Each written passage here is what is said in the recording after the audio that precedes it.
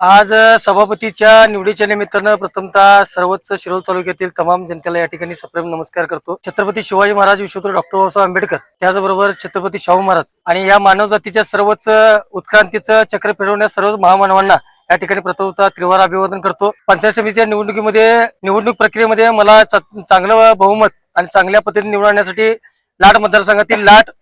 हिरवाड, लाटवडीच्या सर्वच ग्रामस्थांचं, त्याचबरोबर माझ्या सर्वच राजश्री छत्रपती शाहू आघाडीच्या सर्वच कार्यकर्त्यांचं आणि निस्वार्थी मित्र परिवाराचं आणि माझ्या कुटुंबाचं प्रथमतः या ठिकाणी धन्यवाद देतो। आज आमच्या राजश्री शाहू आघाडीचे नेते आदरणीय राजेंद्र पाटील यड्रावकर साहेब यांच्या माध्यमातून शिरोळ तालुक्यामध्ये जी पंचायत समिती निवडणूक झाली, त्याचबरोबर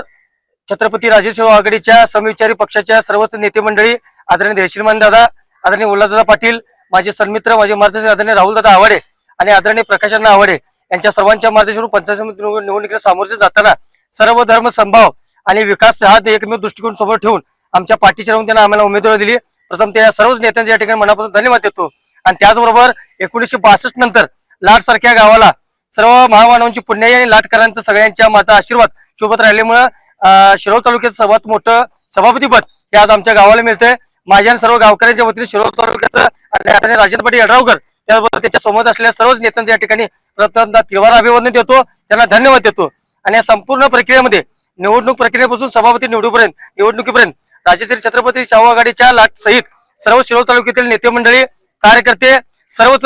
निस्वार्थी जो प्रचारक आणि जो परिवार आहे त्या सगळ्यांनी अहोरात्र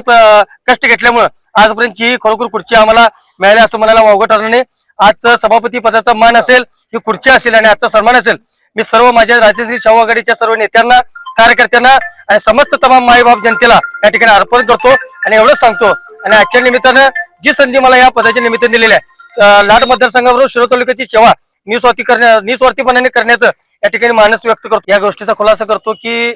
छत्रपती राजर्षी शाहू आघाडी निर्माण करण्यापाठीमागे आदरणीय राजेंद्र पाटील यड्रावकरांचा मुख्य हेतू असा आहे की या जातीपातीचं राजकारणला कलाटणी देऊन गावामध्ये सगळ्यांनाच मानवाचा विकास हा एकमेव दृष्टिकोन डोळ्यासमोर ठेवून या शिरोळ तालुक्यामध्ये नांदणाऱ्या सर्व जाती धर्माला एकत्र घेऊन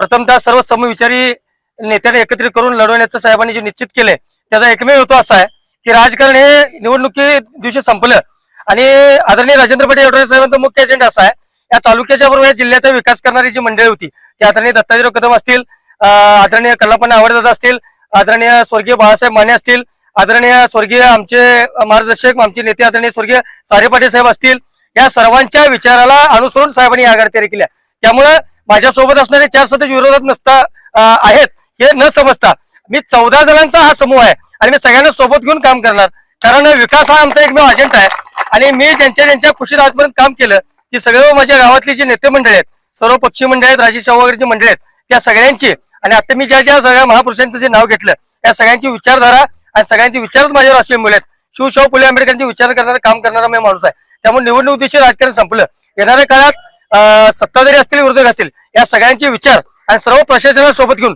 शिरोळ तालुक्याचा विकास कसा करता येईल हे एकमेव माझं ध्येय माझ्यासमोर आहे। नवीन Suzuki e access electric scooter, silent, smooth आणि स्टायलिश, आरामदायक सीट, डिजिटल फीचर्स आणि रोजच्या वापरासाठी परफेक्ट कम्फर्ट, एक चार्ज आणि शहरभर निश्चिंत राईड, कमी खर्च, शून्य प्रदूषण। आजच मोहिते सुझुकी कावळा नाका, मोहिते सुझुकी उद्यमनगर आणि मोहिते सुझुकी साने गुरुजी शोरूमला भेट द्या।